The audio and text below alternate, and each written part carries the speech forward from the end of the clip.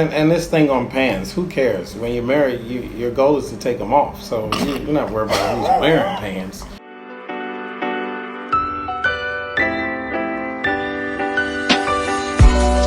Welcome back to Start Living Abroad. My name is Chevy, and I am sharing a series of videos of my husband and I talking about running businesses abroad while we lived in Shanghai, China back in 2019. You can find all of them in our Life in China playlist on our channel. If you are new here, don't forget to subscribe, leave a comment, and visit startlivingabroad.com for more moving abroad tips. You can also follow us on Instagram, TikTok, and Facebook at Start Living Abroad. Let's get into these videos.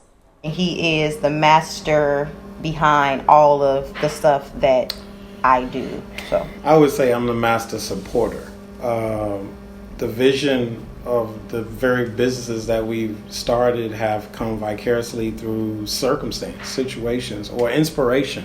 Some of the things we've been inspired to do because we have a passion for certain things as it relates to family, having time for family. I worked in the steel mills for several years, worked security at night, worked in the steel mills at night, and so that lifestyle took me away from home, and so my wife was just like, I don't want to sleep in a bed by myself.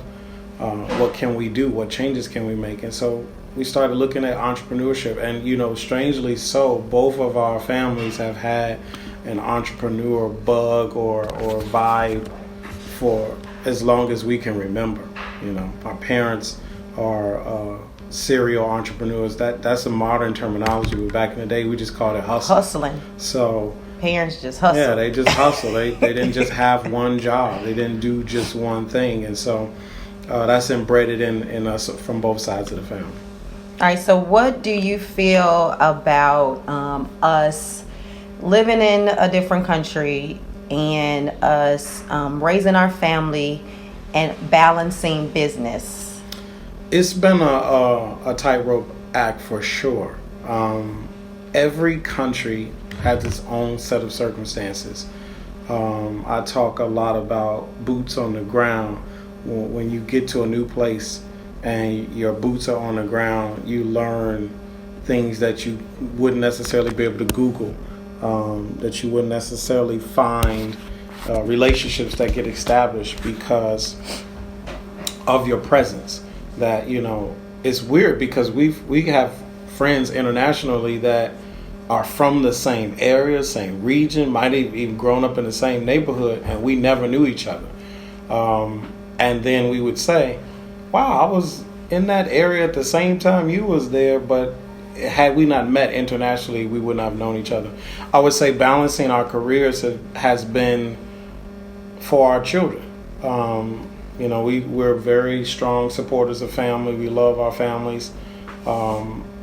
And what we didn't get as it relates to what our parents' abilities were, we try to create or establish with our children and our family. And so internationally, we sought some different opportunities. My wife had traveled abroad in grad school, and she was gracious enough to come back from China. Our goal is to retire my job because he's already retired. So I want to go into a little bit about he already retired. Okay. So That's an American term. Yeah. Yes, but he's also for those who don't know what the mystery man, what he does for a living, because he actually has a job. He runs the businesses. And he is an international musician, and he has a couple of agents, and he's actually about to start with the music school or something. Yeah, I don't know. We'll talk about that later. Anyway, so this guy has been with me the entire way. When I talk about hair, he went on the trips with us. He actually was the key factor into how we ended up establishing the hair factory in Vietnam. Mm-hmm. And the connections that he made there made it easier for me to communicate with them and for us to build a business relationship with the actual factory and the owner. So we are co-owners, and we'll get into that later. But as much as he knows about hair, like he knows about how to test the hair. How do you test the hair? Set it on fire. That's one way to test it. Now, here's a short, funny story. I was at a wedding of a relative, and this lady they had these candles, real nice, decorative situation. And this lady backed into, our knowledge of hair is, sometimes it's just circumstantial. She backs into a candle, and like smoke starts coming out of her hair. And I'm like, I got some food, I'm getting ready to put in my mouth. I stop, and I'm looking like, I don't believe what I'm seeing. Her hair is on fire. And they're like, what? I said, her hair. And then she does the unthinkable. Now, I was only in the Boy Scouts for a short time. But what I do know is you're not supposed to fan a flame. And she goes to fanning and patting, and this thing said, woof. And I'm like, whoa. What does that got to do with the hair company? That's one way to test the hair. So yeah, she set the hair on fire. Yeah.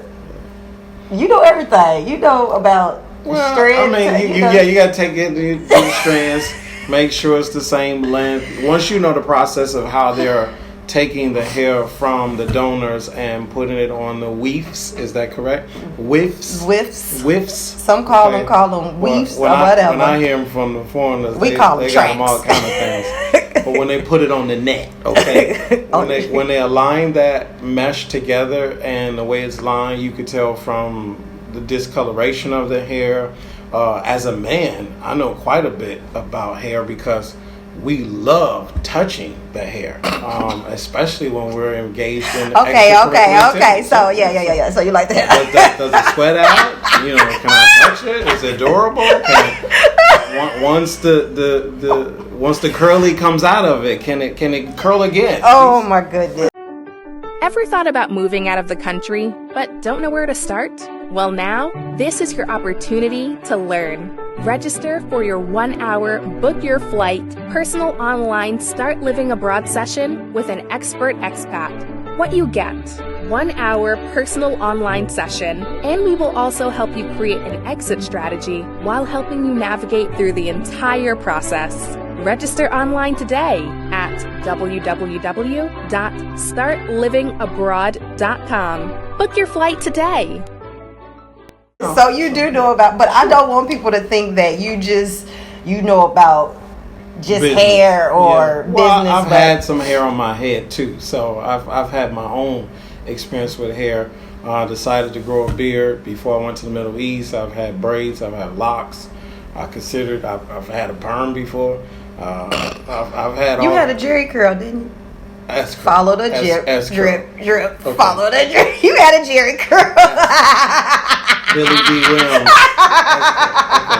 All right, a lot of smiles, a lot of faces. Who has jerry curls? No, listen. Follow the drip. Okay. It was not a jerry.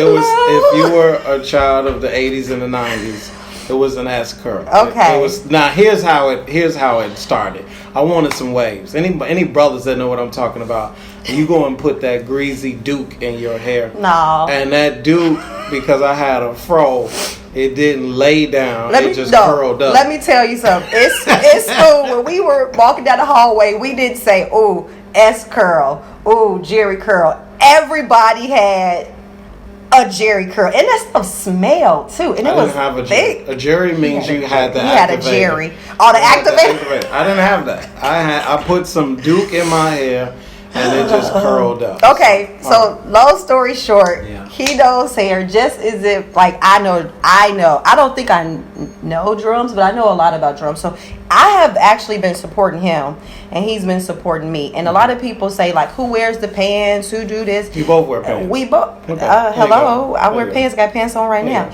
But we just live by whoever can produce the resources for what we need at that point.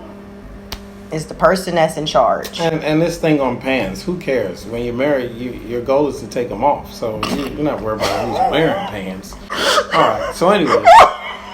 Can you stay on focus? Can you stay focused on? I'm very focused. Yeah. On the business? Right. Can you stay focused on the business? Yes. Okay.